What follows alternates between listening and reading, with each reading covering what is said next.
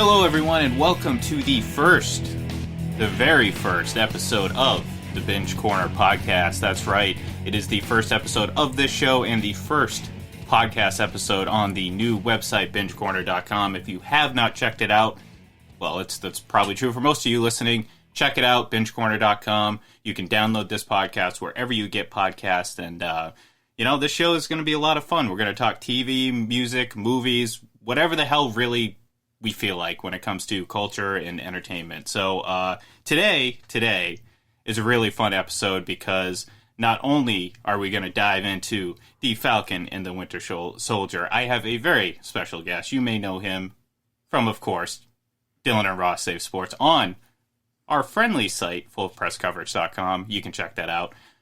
But he also wrote the recap for episode 1 you can find on bingecorner.com. He is Dylan Sanders. Dylan, how's it going? Hi. It's going good. It is. It's great. We're recording this on Easter Sunday to peel back the curtain, and I'm getting ready to go eat some crawfish after this. So I'm excited. Ooh, very nice. I got. I think the ham is cooking in the oven. So while we do this, and since it is Easter Sunday, you would also know that it is April 4th, which is also the 56th birthday of one Robert Downey Jr. So, sort of relevant to what the discussion we're going to have today. So anytime I get a chance to bring up Iron Man, hey, I'm going to do it. And it's also the day before April 5th. Oh, there you go. That is perfect. Perfect. April 5th. We all know April 5th is a big day. Look, I obviously wanted to have you on this, on the show, this episode, the very first episode of this podcast. You're going to be very involved with the site. I obviously know you're a big fan of everything going on in Marvel. Obviously, not only the movies, as if anyone follows you on Twitter knows, you're constantly commentating on them. So, whether they agree or disagree with you, that's one thing. But I know mostly disagree. Yeah.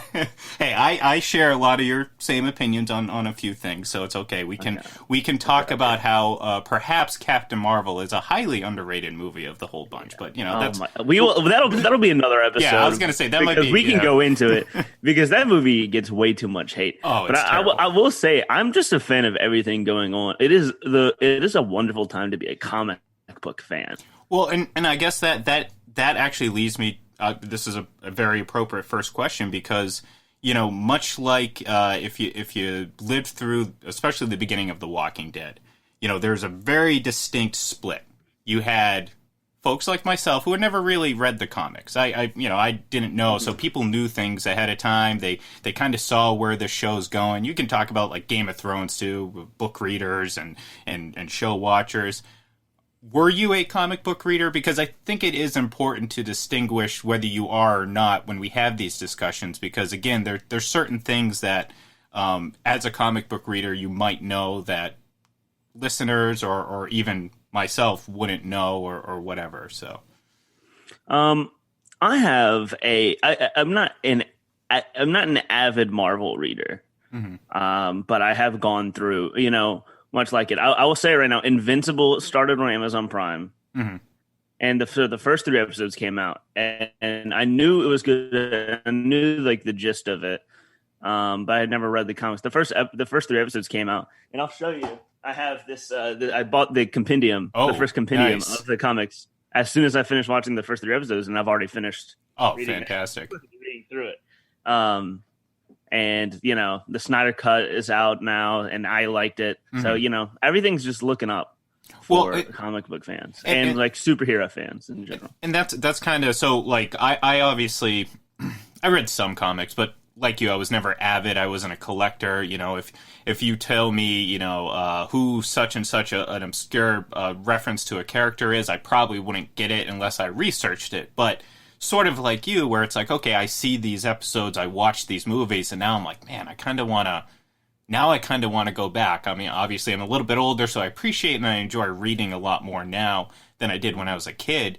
But like you said, I mean, it's just a great time, really, since, mid-2000s. I mean, you can go back, you start with the Dark Knight trilogy, and it really has been rolling since, because obviously Marvel has taken the pretty heavy lead, in my opinion. We'll see what happens here in the next several years.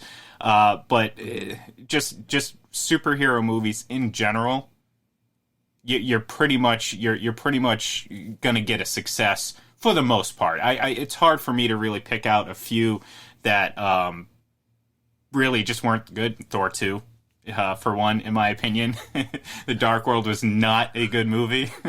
Listen, okay, so I'm in the middle of another rewatch. I'm rewatching all of the Marvel movies.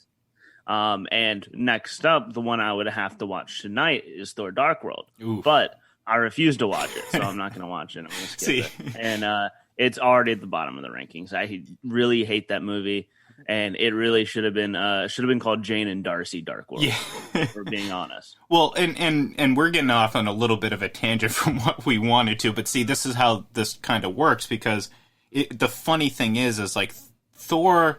Obviously, speaking about the character, the actor, everything, is one of my favorite in the current MCU, because I think the comedic value that he adds, obviously the action and just the power, when you're thinking about superheroes, all that stuff, and the third installment of Thor, I think we both agree, is heavily underrated, and I can argue is one of the best of the 24 movies that are out 26. There right now. 26. Thank you very much. 26. Yeah, I think 26. It was 23. It's 24 to 26. Yeah, 24 to 26 if you want to count Black Widow coming out. Impending releases. That might be what I'm thinking of. But so, yeah, that was really weird. But you always run into that problem when you're doing the rewatch. You're all gung-ho about it because you always start out great, whether you watch it theatrical release or by virtue of when the movies, quote-unquote, occurred. So either you're starting with Iron Man or you're starting with Captain America or the first Avenger. One of the two. And then if you're like me and you, the second movie you watch is going to be, if you're watching it based on when they actually, quote-unquote, happened, Captain Marvel would be number 2. So it's always a good start that way. But eventually you're going to run into Thor. Eventually you're going to run into some of those less than stellar ones. I'll include Iron Man 3, although I do happen to enjoy it a little bit more. Just watched Iron Man 3, and I like that movie more every time I watch it. I feel the same way. The last time I watched it was around Christmas time, so I was really in the spirit. I was feeling it. I was feeling the season. It's a Shane Black movie. You have to watch it during Christmas. Yeah, of course. And I get why people have a problem with it. Okay, well, Iron Man isn't... How much Iron Man do you really get until the end? Well, you don't get much, but, it's important... And we talk about this this is what really started all this, Robert Downey Jr.'s birthday. We see the evolution of his character, which was really important as we move forward into, obviously, the Avenger movies and everything like that. So if you can appreciate it that way, you can look at it, and each time you watch it, you're like, you know what, this actually isn't a bad movie. It's a little silly at times, and sometimes it's obviously Iron Man 1, I'm a big fan of origin stories, so I always kind of lean towards those a little bit more, but that one was fantastic. I don't know. So, yeah, we kind of got off on a little tangent here. We could sit here and debate that. I mean, we could have like 27 episodes with all the things that we can talk about, starting with Captain Marvel. But what we're really here to talk about is the TV series run. Started with WandaVision, which... I don't want to say it was surprisingly good because, well, I mean, movie after movie, they deliver great movies. So you got to assume that just because it's jumping into television, they're probably going to deliver something awesome. But it was great. I loved it from start to finish. I enjoyed the I enjoyed the topic in which they were really getting into. Obviously, the post quote unquote blip world, and really diving into these characters one-on-one. So obviously with with WandaVision, we see more of Wanda, the character, as opposed to when we see her in other movies where it's I'm not going to say complimentary, but you're not really focusing on her psyche and you really dive into that.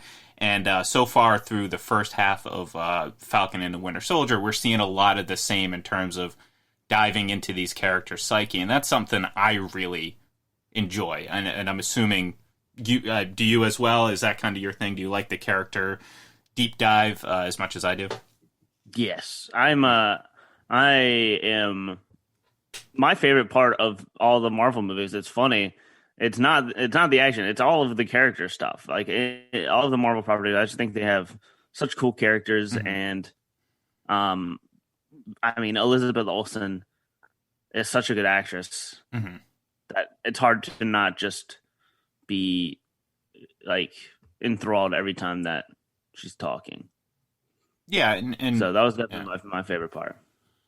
No, and you're right too, because like that's, if the action's great, but I always viewed it as, well, of course you're going to get action. It's a superhero movie, and you're going to get a really good amount of it and quality, because look, we've come to expect a certain quality from these Marvel movies, but it's the complementary stuff to it. Like you said, the emotional character arcs that by the end of it, I mean, how many times do you watch Endgame and you know what's happening? You know what's going to happen at the end. And if you're listening to the show, folks, and you don't know what's happening, I'm sorry. I don't know what to tell you. You're just going to have to deal with the spoilers. You know what's happening. When Tony's getting ready to take the Infinity Stones, you know what's going to happen. You know the embrace, the spy. You know it all, and you love it. Yeah, Dumbledore's going to die. Yeah, exactly. And it gets you every time, because every time you watch it, you get invested with these characters over and over again. And that's not easy to do from a storytelling aspect. I mean, you can have a blind, dumb action movie and still be entertained, but just because it's blind, dumb action. I mean, these Marvel movies, for what they are. Just watch Godzilla vs. Kong. Yeah, which I enjoyed very much. I definitely enjoyed very much. But I was not expecting some sort of deep emotional. Actually, you know what? I'm not going to lie. I was feeling Kong early on. I thought, chained down to the boat. I was like, oh man, I'm thinking about my cats. It was a mess. I was a mess. It was a mess. As for the characters, I couldn't care. I mean, I felt like they tried Could not name a single one. Yeah, Millie Bobby Brown. That's all I know. that's who it is. I don't care. I mean, whatever.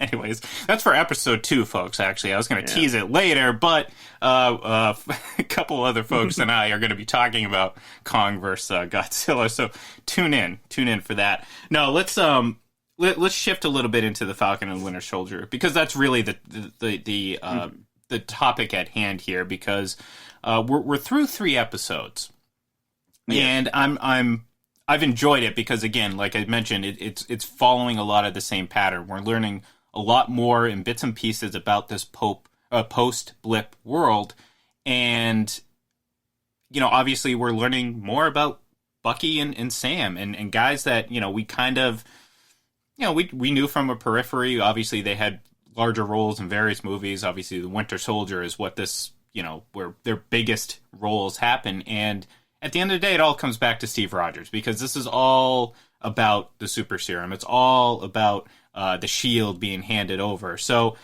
before we really discuss the latest episode, first, I got to get your impression on, I want to call him Captain America Light.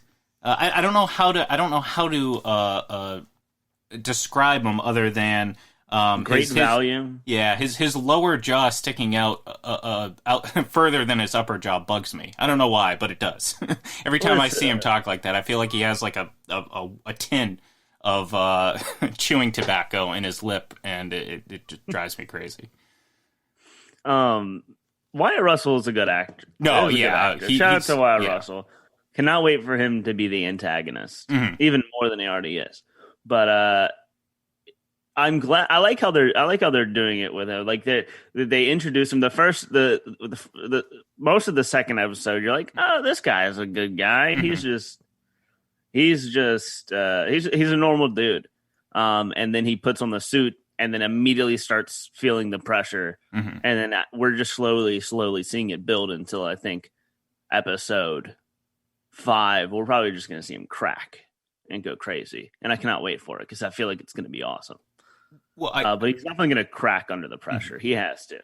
Well, I think the general tension between all 4 of them, obviously him, Battlestar, and then obviously Bucky and Sam, is genuine. Like if you were Bucky and Sam and you saw this other guy being handed the shield and the costume, of course, you're not just going to be like, oh man, this guy's great. I'm going to, no, you're you're gonna have some